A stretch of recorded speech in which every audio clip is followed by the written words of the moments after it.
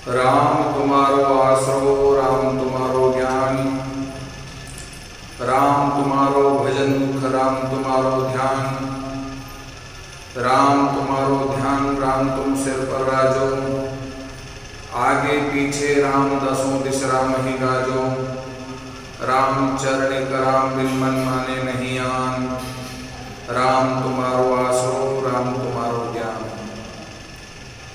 अनंत विराट विश्वात्मा जगत नियंता सर्वंतर्यामी सच्चिदानंद घन पूर्ण ब्रह्म परात्पर शब्द ब्रह्म राम के उपासक प्रचारक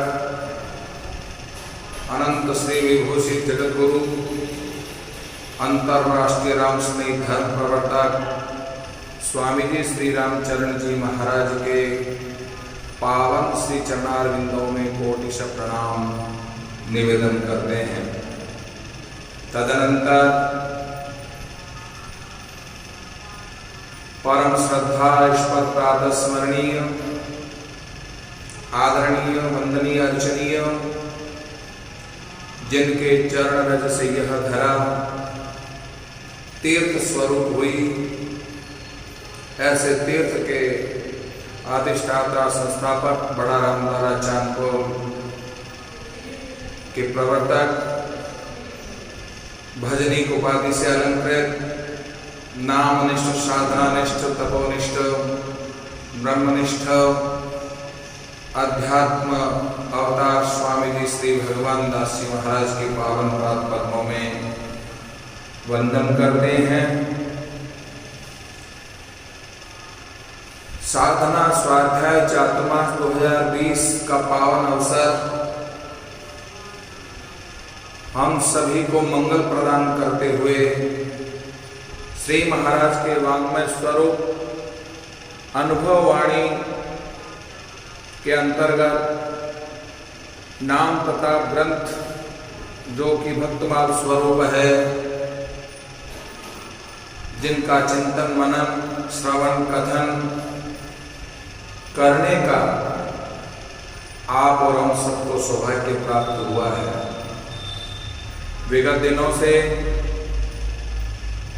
प्रहलाद के चरित्र को आत्मसात करने की कोशिश कर रहे हैं। प्रहलाद की नाम निष्ठा, प्रहलाद की साधना निष्ठा, प्रहलाद की भगवत निष्ठा, प्रहलाद की कण कण में अणु अणु में अणोरण्यार महिमान सियाराम मय सब जग जानी ईशावास्यमिदं सर्वम की अनुभूति से औतप्रोत हरि व्यापक सर्वत्र समाना प्रेम के प्रकट होय में जाना की अनुभूति से रथ अपने साथियों को गुरुओं के अनुपस्थिति में गुरुकुल के प्रांगण में बड़ा ही सुंदर पावन उपदेश देते हुए कहते हैं, राम कहो रे बाबरे जन्म अमोलक जाय, मति भूलो धन धाम में जासी सब छिटकाय। मानव तन दुर्लभ मिल्यो अरुभाग्य मिल्यो सत्संग, समझ पाए सदगुरु कहे अब जन्म न कीजे भंग। जन्म को किसी भी तरह से व्यर्थ नहीं जाने देना है। बड़े भाग मानुष तन पावा, बड़े भाग्य से यह मनुष्य शरीर जो हमें प्राप्त हुआ है मेरे साथियों, इसे किसी भी तरह से व्यर्थ नहीं जाने देना है। हालांकि यह क्षणभंगुर है। शीर्यति शरीर, जो निरंतर शीर्ण होता जाता है उसका नाम शरीर है। सरकता जाता है। घड़ी का कांटा टिक टिक टिक टिक टिक टिक टिक करते हुए समय का बोध करवाती है, इसी तरह से शरीर का एक एक क्षण, हर पल हर क्षण टिक टिक टिक करते हुए क्षीण की ओर जा रहा है। जीवन के किसी के 30 दशक हो गए, किसी के 40 दशक हो गए, किसी के 50 दशक हो गए, किसी के 60 दशक हो गए। ये दशक न जाने कब तक होंगे, कब तक नहीं होंगे, पर जब तक शरीर विद्यमान है, ये शरीर हमारे साधना के लिए साधन है।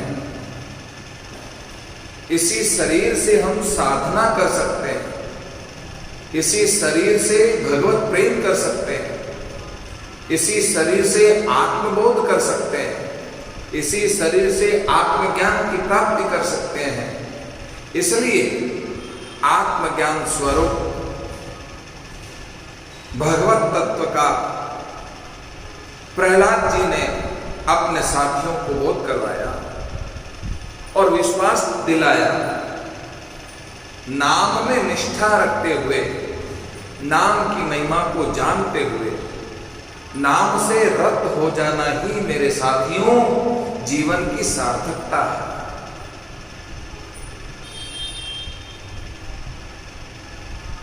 इसलिए सबके साथ तन्मय हो गए। प्रहलाद जी का उपदेश, प्रहलाद जी का आदेश, प्रहलाद जी का संदेश आत्मभरा संदेश था, उपदेश था, जिसको श्रवण करके साथियों को बहुत आनंद आया, ध्यान की गहराई में डुबो दिया। बाहर ढूंढने से कुछ नहीं मिलेगा, जितना अंदर ढूंढने का प्रयास करोगे, अंदर डीप में जाओगे, तुम्हें आत्मोन्नति प्राप्त होगी, आत्मानुसंधान प्राप्त होगा। साधकों, मेरे साथियों, बाहर क्या ढूंढोगे? जो कुछ दृष्टिगोचर है वह सत्य नहीं है, वह सब मिथ्या है। उस मिथ्यात्व का बोध करते हुए संसार स्वप्नवत जान के कीजिए ब्रह्म विचार, अवधि अंजुलि नीर ज्यों जाता लगे न बात, जाता लगे न बात। अंजुलि में पानी भरकर रखोगे, थोड़ी देर में अंजुलि से टपकते टपकते टपकते अंजुलि खाली हो जाएगी, बिना जल के, बिना जल के हो जाएगी। इसलिए साधकों, ब्रह्म का विचार करो, तत्व का विचार करो। आत्म तत्व सर्वोपरि है, आत्म तत्व से ओतप्रोत होने की चेष्टा करो साधकों। आत्म तत्व से रत होने का प्रयास करो। नैनम छिदन्ति शस्त्राणि नैनम दहति पावक। शरीर तो क्या है, वासांस जीर्णानि यथा विहाय नवानि गृह्णान्ति नरोपराणि। मनुष्य शरीर तो रोज जिस तरह से कपड़े बदलते हैं, उसी तरह से शरीर भी बदलता रहता है।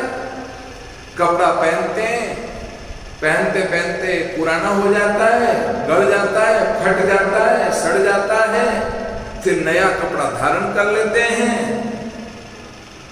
उस कपड़े की भी दशा यही हो जाती जो पहले हुई थी। इसी तरह से शरीर भी यौवनता को प्राप्त हो जाता है, शिशुअवस्था को प्राप्त हो जाता है, वृद्धावस्था को प्राप्त हो जाता है, जरावस्था को प्राप्त हो जाता है। आखिर शरीर रूपी कपड़ा गड़ जाता है, सड़ जाता है, बढ़ जाता है, फिर नया शरीर धारण कर लेते हैं। कपड़े की तरह नया शरीर धारण करने की प्रवृत्ति आज से नहीं है, युगों युगों से, जन्म जन्मांतरों से। प्रहलाद का संदेश, प्रहलाद का उपदेश बहुत गहराई से चिंतन करते हुए, बहुत गहराई से विचार करते हुए समझ में आया। साधकों के अंतःकरण में भाव उतर गया, सबने ध्यान लगाया, बाहर देखना बंद कर दिया, मन बुद्धि चित्त को प्रहलाद जी ने एक करने की चेष्टा करी। आंख को, दोनों आंखों को नासिका के अग्रभाग में लगाने की चेष्टा करो, विचारों से शून्य हो जाओ, केवल और केवल उस परम तत्व का ध्यान करो। उस परम तत्व का ध्यान करते करते अंदर में पहुंच गए, डीप में पहुंच गए। प्रहलाद जी का उपदेश मार्मिक था, इसलिए सब ध्यानस्थ हो गए, सन्नाटा सा छा गया। गुरुपुत्र आए, गुरुपुत्रों ने देखा, अरे सब क्या हो गया, इतना सन्नाटा कैसे छा गया। और जब देखा अंदर आकर के प्रहलाद जी की विद्या से पारंगत होकर के सब ध्यानस्थ हो गए, ध्यान में रत हो गए। अरे ये तो मामला गड़बड़ हो गया। उधर प्रहलाद जी की समाधि खुली, तब इन्होंने सबको चैतन्य किया, बोले भाइयों अब मेरा विचार है कि हम सब लोग मिलकर कीर्तन करेंगे, कीर्तन करेंगे। संडा मर्ग को भी कीर्तन का रंग लग गया। हरे रामा राम रामा हरे हरे, हरे रामा राम रामा हरे हरे, हरे कृष्णा कृष्ण कृष्ण हरे हरे, हरे कृष्ण कृष्ण कृष्ण हरे हरे, हरे रामा राम रामा हरे हरे, हरे रामा राम रामा हरे हरे, हरे कृष्ण कृष्ण कृष्ण हरे हरे। इस तरह से विद्यार्थी लोग, साथी लोग प्रहलाद जी के साथ झूम उठे, कीर्तन करने लग गए।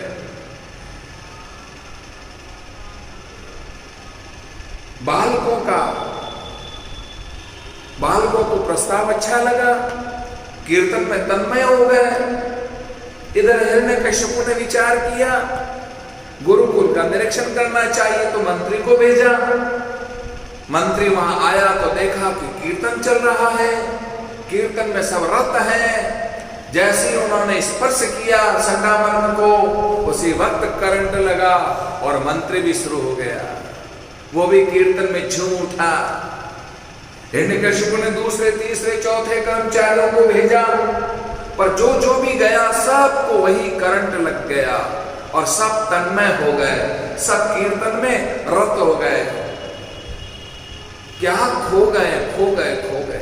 चैतन्य महाप्रभु जिस तरह से भगवान नाम संकीर्तन में डूब जाते, खो जाते हैं, ऐसा कहते हैं कि 2-4 साधकों को निगरानी रखनी पड़ती थी।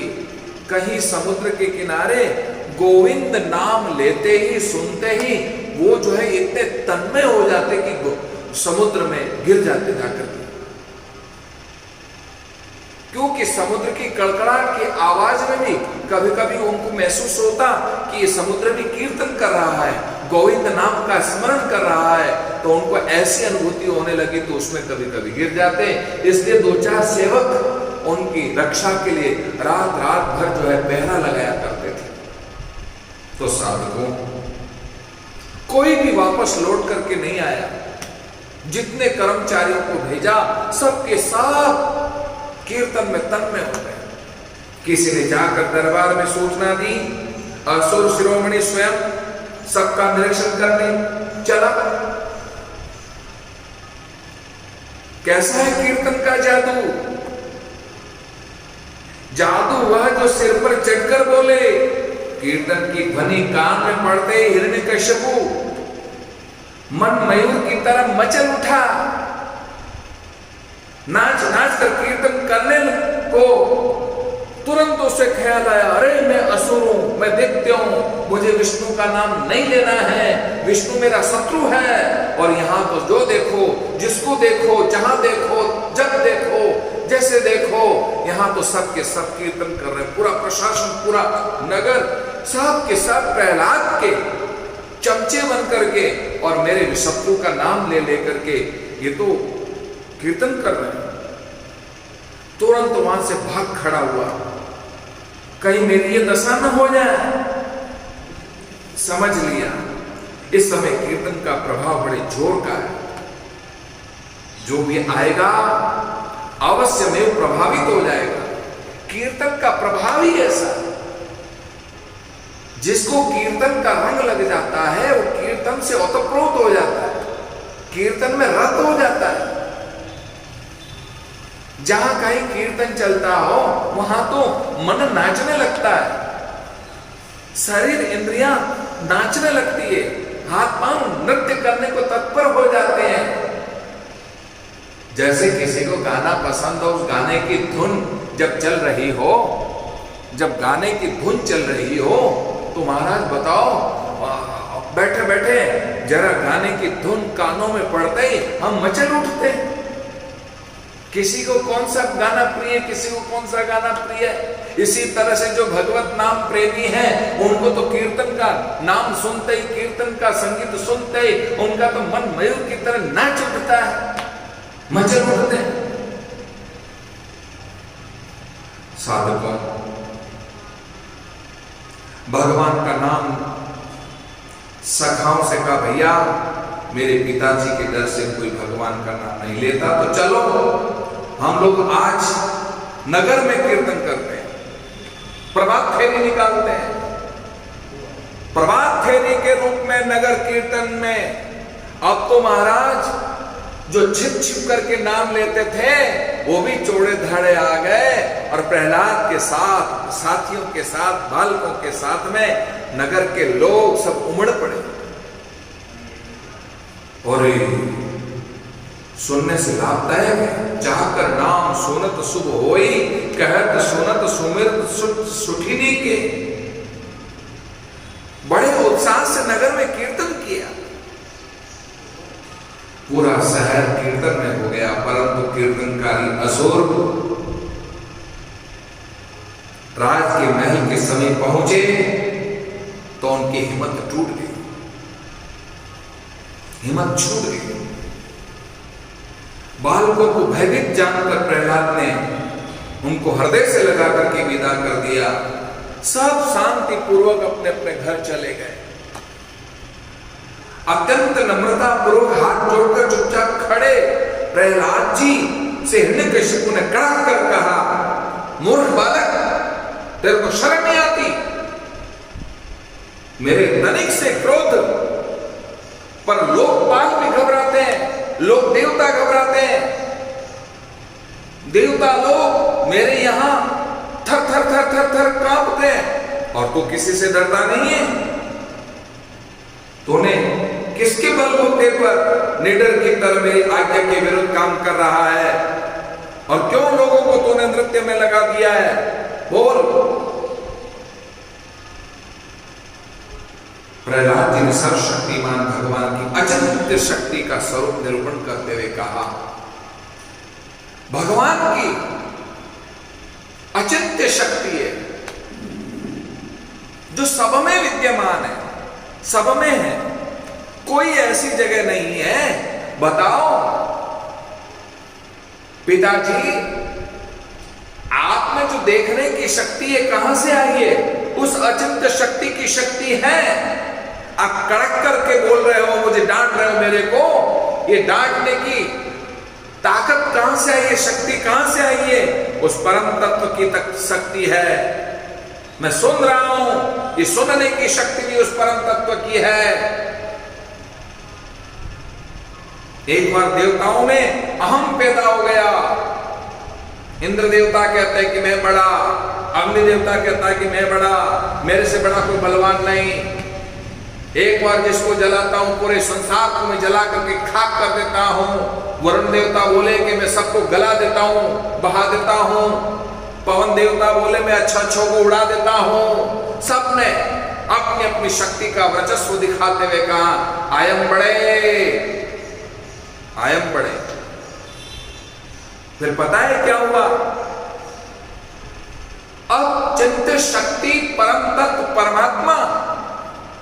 साधारण सा रूप धारण करके आए और देवताओं से कहा मेरे को तुम जवाब दो, जवाब दो। हे इंद्र देवता, तुम में क्या शक्ति है? मेरे में बहुत सारी शक्ति है। संपूर्ण शक्ति का प्रयोग किया इंद्र देवता ने, पर तिनके को नहीं उठा पाया। एक इतना सा तिनका उस अजन्मी व्यक्ति ने रखा कि इसको तू उठा के बता दे, पर संपूर्ण ताकत लगाने के बावजूद भी वह इंद्र देवता उस तिनके को नहीं उठा पाया। पवन देवता से कहा तुम्हारी क्या शक्ति है? मैं सबको उड़ा देता हूं, बड़े बड़े पहाड़ों को भी उड़ा देता हूं, मेरे में शक्ति है। तो चल इतने से तिनके को भी उड़ा के बता दे। संपूर्ण ताकत लगाने के बावजूद भी पवन देवता उस तिनके को नहीं उड़ा पाए।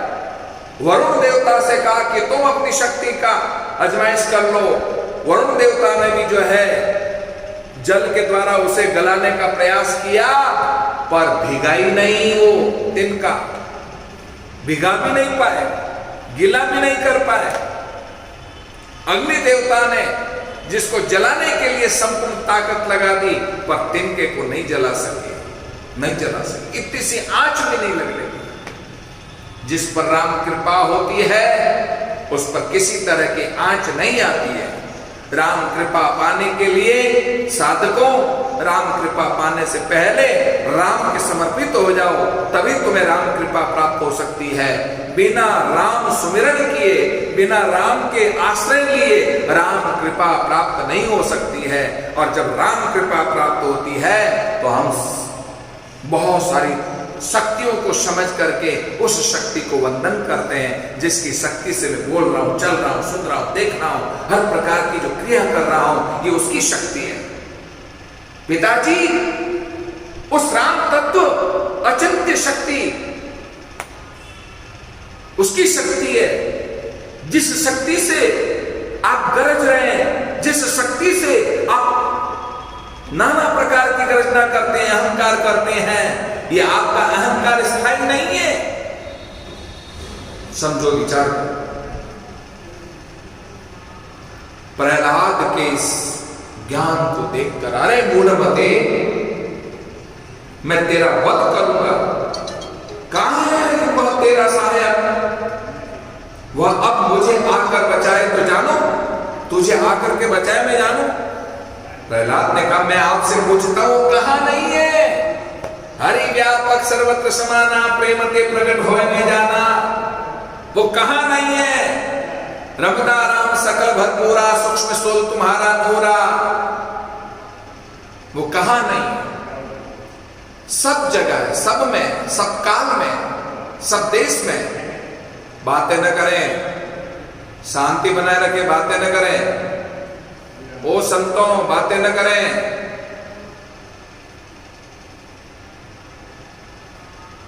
तो साधकों, अचिंत्य शक्ति परम तत्व की अणुरणियार महिमा आना, वो इतना विशाल का है, इतना विशाल का है कि हम इन नेत्रों से नहीं देख सकते। वो इतना दूर, इतना दूर, इतना दूर, हमारी आंखों की सामर्थ्यता नहीं है देखने की। वो इतना नजदीक, इतना नजदीक, इतना नजदीक है कि हमारे आंख में लगे काजल को भी हम नहीं देख सकते।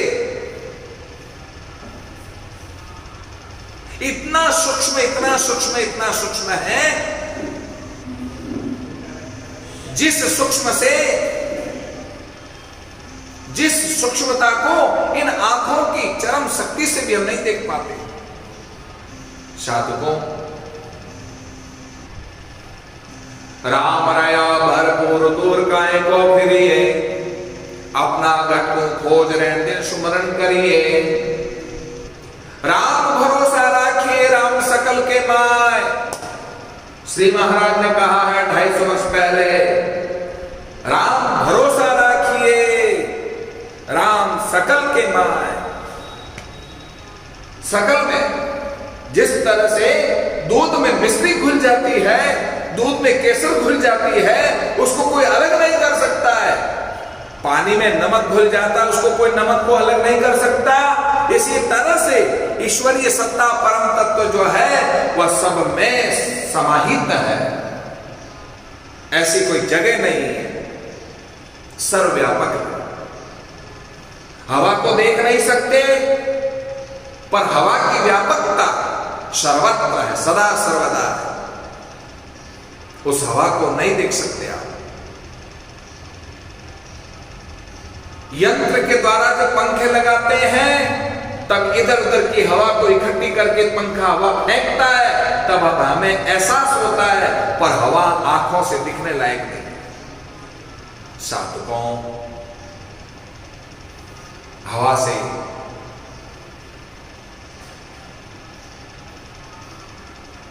हवा को समझो। हवा जिस तरह से सर्वव्यापक है, दूध में घी समाहित है,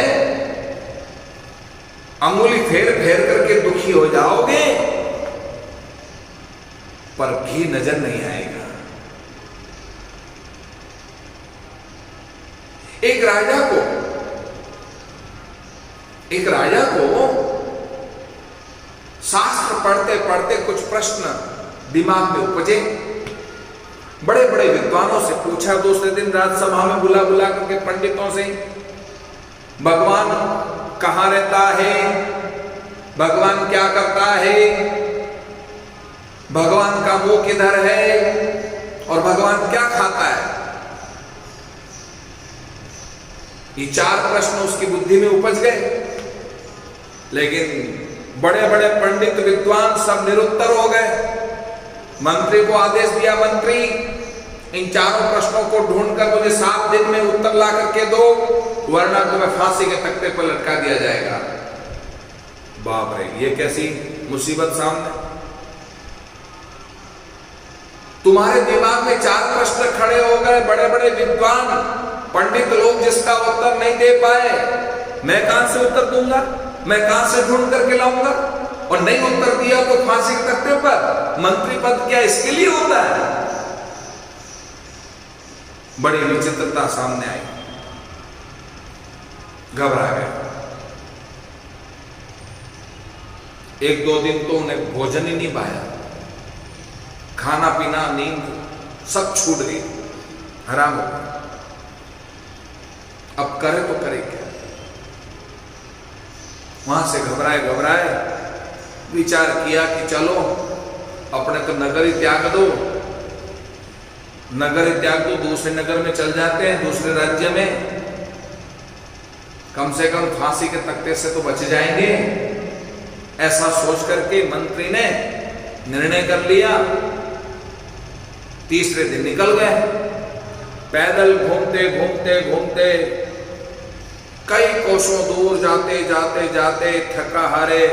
ऐसी गर्मी के दिन थे, जेठ के महीना था, प्यास से छटपटा रहे थे, भूख के मारे बड़े व्याकुल थे, पैदल चलते चलते पांव दुखने लग गए थे। तो किसी किसान के यहां आश्रय लिया। किसान ने उस मंत्री को पहचाना तो नहीं, पर पथिक समझ करके उसकी मदद करी, सहायता करी, और पूछा, बड़े मायूस लग रहे हो, बड़े उदास लग रहे हो, बड़े निराश लग रहे हो, कारण क्या है, मुख म्लान क्यों है, कारण बताओ। अरे किसान भाई, तुमने अन्न जल दे दिया वही बहुत है, नहीं चिंता तो कुछ और है।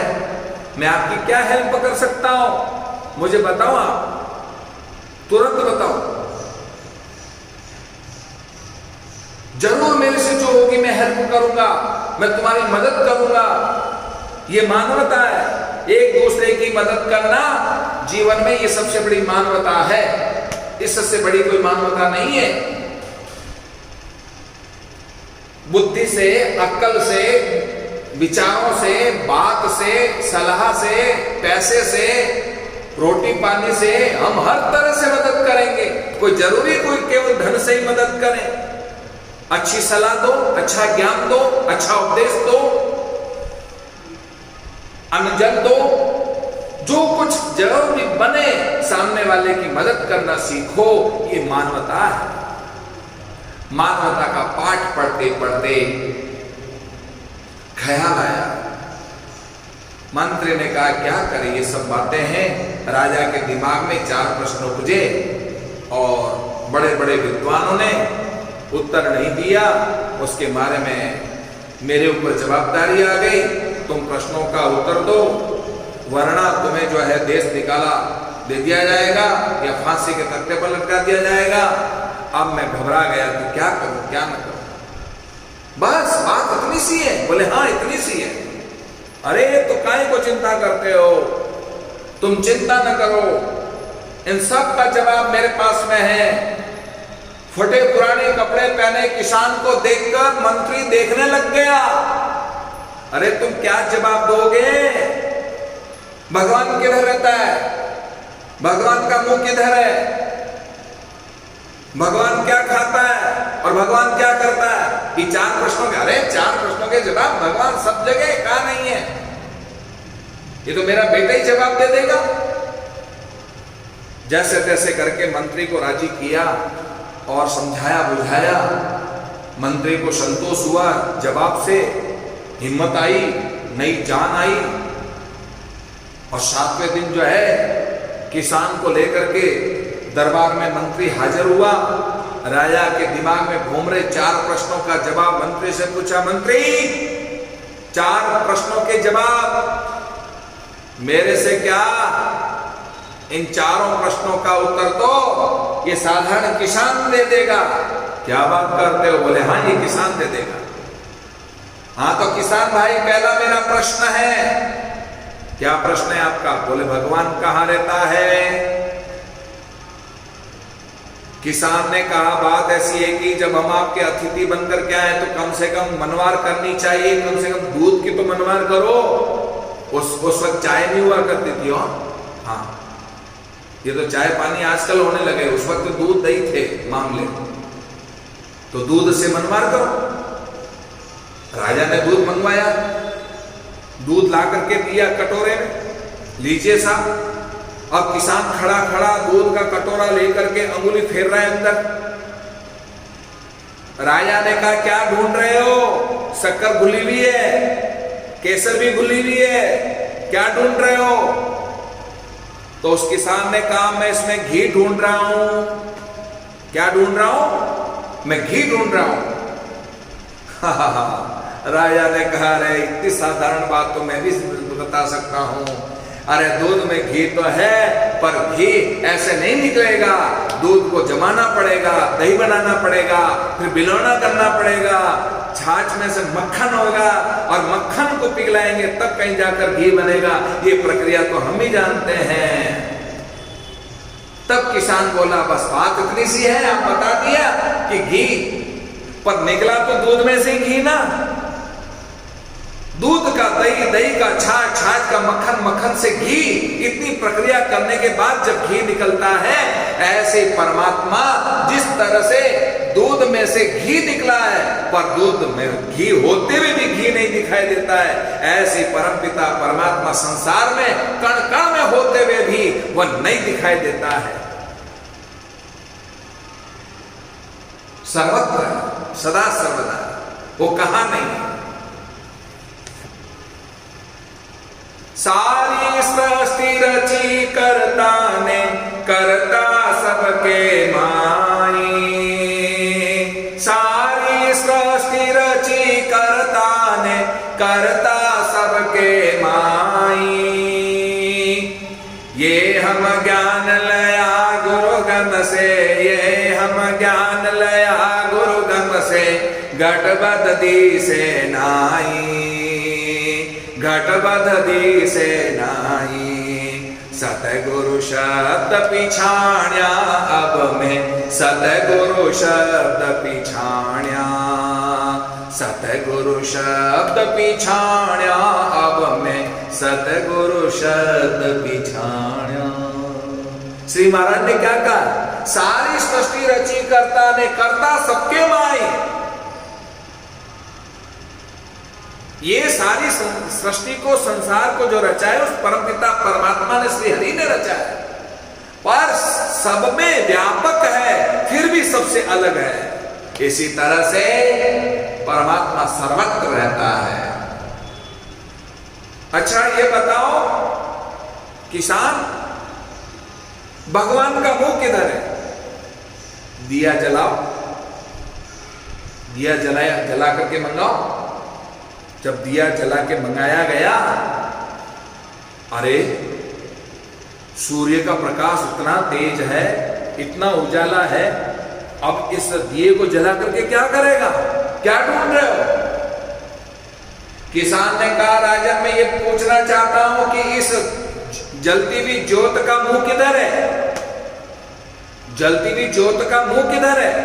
बोले वो तो सर्वत्र है, चारों दिशाओं में, एक जगह नहीं है, चारों तरफ है। बस मैं यही कहना चाहता हूं, जिस तरह से जलती हुई ज्योत की नजर चारों तरफ है, ऐसे मेरे भगवान की नजर चारों तरफ है, चारों तरफ उसके मुख है। दो प्रश्नों के सही उत्तर दिए। तीसरा प्रश्न भगवान क्या करता है? ओए, प्रश्न पूछने वाला तो ऊपर बैठा है और प्रश्न का उत्तर देने वाला गुरु नीचे खड़ा है, जरा नीचे उतर, तेरे बाप का नौकर हो क्या? गुरु ऊपर बैठता है कि नीचे बैठता है? मैं तेरे प्रश्नों का उत्तर दे रहा हूं। अब प्रश्न का उत्तर जानना जरूरी था, तुरंत नीचे उतर गए, खड़े हो गए और किसान उठ करके वहां से सीधे ऊपर सिंहासन पर बैठ गए। राजा ने कहा, कमाल की बात है, मेरी जगह जाके बैठ गया। ओए राजन, राजा ने कहा, किसान अब उत्तर दे दे। अभी भी नहीं दे सकता, मेरे कपड़े पहनो तुम, तुम्हारे कपड़े दो मेरे को, चलो उतारो कपड़े। अब राजा को बड़ा आश्चर्य हुआ, कपड़े उतारने पड़े। राजा की पोशाक को पहना किसान ने और किसान की पोशाक को पहना राजा ने। अब उत्तर दो, उत्तर अभी रुको, ये छत्र चमर लिए तुम्हारे पीछे खड़े हैं, जरा मेरे इधर लगाओ, लाओ इधर, चलो छत्र चमर वाले इधर आओ। आए साहब छत्र चमर लेके। अब राजा ने हाथ जोड़ के पूछा, बताइए उत्तर। सबसे बड़ी बात उत्तर में क्या बताऊं, मैंने कभी स्वप्न में नहीं सोचा था कि राज पोशाक पहन करके मैं राजा की गादी पर जाके बैठूंगा, और तुमने कभी ये नहीं सोचा था कि एक किसान के फटे पुराने कपड़े पहन करके मैं दीनहीन होकर के इस तरह से खड़ा रहूंगा। इसलिए भगवान ऊपर वाले को नीचे पटकता है और नीचे वाले को ऊपर पटकता है। कब ऊपर वाले को नीचे, कब नीचे वाले को ऊपर कर देता है, ये भगवान करता है। बोले बात तो तुम्हारी बिल्कुल सही है। भगवान क्या खाता है? भगवान अहंकार खाता है। और क्या खाता है? इन चारों प्रश्नों के उत्तर सुन करके किसान को बहुत सारा इनाम दिया, सब कुछ किया और ज्ञान हो गया, बोध हो गया, मंत्री को बहुत शाबाशी मिल गई, ये सब बातें हो गई। मेरे यहाँ कहने का मतलब है, हिरण्यकश्यप जोर से बोल रहा है, बोल भगवान कहाँ है? अरे भगवान कहाँ नहीं है, भगवान तो सर्वत्र है, सदा सर्वदा है। हरि व्यापक सर्वत्र समाना, प्रेम ते प्रकट होए में जाना। ईशावास्यमिदं सर्वं यत् किंचित् जगत्यां जगत् तेने तक्तेन भुंजिता मात्रं कस्य धनम्। ईशावास्य उपनिषद का पहला सूत्र है, कहाँ नहीं है? ईश्वर की सत्ता सर्वव्यापी है। मौ में, तौम में, खड़ग खम्भ में, मेरे में भी है, तेरे में भी है, इस खड़ग में भी है और इस खम्भ में भी है। क्या बात करते इस खम्भ में? और जैसे गुस्सा आया हिरण्यकश्यप को, जोर से गुस्सा में आकर के मुक्का मारने की जैसी चेष्टा करने लगा, उसी वक्त जो है खम्भ में से आवाज आई,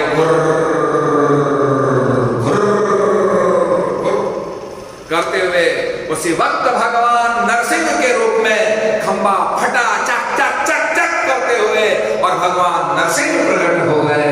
बोलिए नरसिंह भगवान की। नरसिंह भगवान का प्राकट्य हुआ। मौ में, तौ में, खड़ग खंभ में भगवान कहाँ नहीं है? भगवान को पहचानने की शक्ति होनी चाहिए। भगवान तो सर्वत्र है, भगवान को प्रकट करना आना चाहिए। दूध में से घी प्रकट करने की कला तुम जान सकते हो, इसी तरह से प्रभु के नाम का सुमिरन करते हुए राम राम प्रहलाद पुकारियो, ताको पिता बहुत पचहारियो, संकट सयोपन राम न छांडियो, राम भरोसे मरणों मांडियो, अग्नि धार पर्वत सु राखियो, सिंह सर्प गज पर हरि नाखियो, अंधकूप में राम बचायो, जन को जस हरि जग दिखलायो, कोप्यो असुर खड़ग लियो कर में, जिनके हित प्रगट्यो हरि खंभ में, मारियो असुर भक्ति विस्तारी, जन प्रहलाद की बीच निवारी। साधकों,